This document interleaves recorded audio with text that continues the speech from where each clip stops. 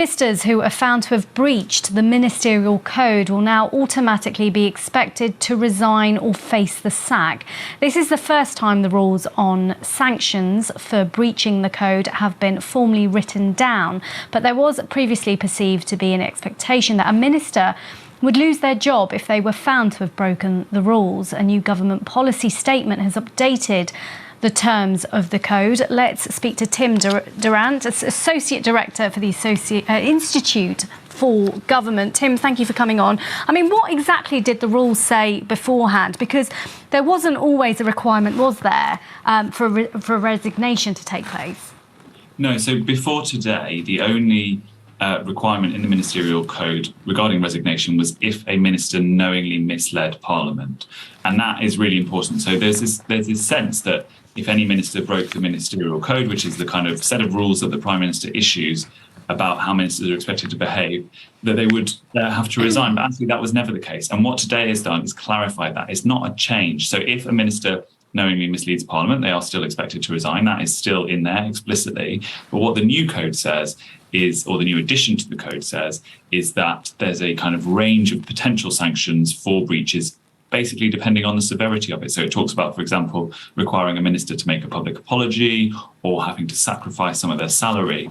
And I think actually that's a good thing, because before this, there was, every time there were sort of allegations that a minister had broken a ministerial code, there were calls for them to resign. And actually that's not helpful for public debate around this issue. So making clear that there are a range of options available and that how they are used will depend on what the minister has actually done, I think is really useful. What triggered this change? I mean, why did this change come about? Why did the government do this?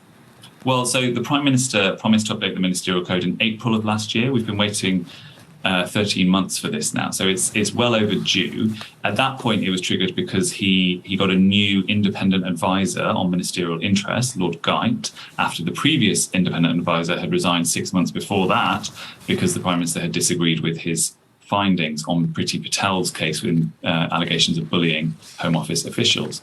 So it's been a long time coming. It came today, I think, partly as part of the Prime Minister's attempt to move on from the Soubré report and say, look, you know, I'm gripping the issue of standards and behaviour in government, and here's a new ministerial code to show that I'm taking this seriously. It also, as I say, it's been expected for some time, and actually as well, Parliament is now in recess for today and the next week, and the government often does this, where they sort of publish large, important documents during recess or in the run-up to recess in the hope that MPs don't get a chance to ask them difficult questions. So just to clarify, Tim, does this mean that Lord Geidt now has more power or less power? He has basically the same amount of power as he had before. So he still has to ask the Prime Minister's permission to start an investigation into potential breach of the code if a minister's alleged to have done something wrong. The Prime Minister, it says, will probably give it, but he can always withhold his permission. And the independent advisor, Lord Geidt, does have a more formal team around him. So he has officials, civil servants who will be working for him specifically, and that will strengthen his ability to do those investigations. But fundamentally, the decision on whether or not he can investigate is still the Prime Minister's. Tim Durrant, thank you so much for your time and that clarity there. Thank you.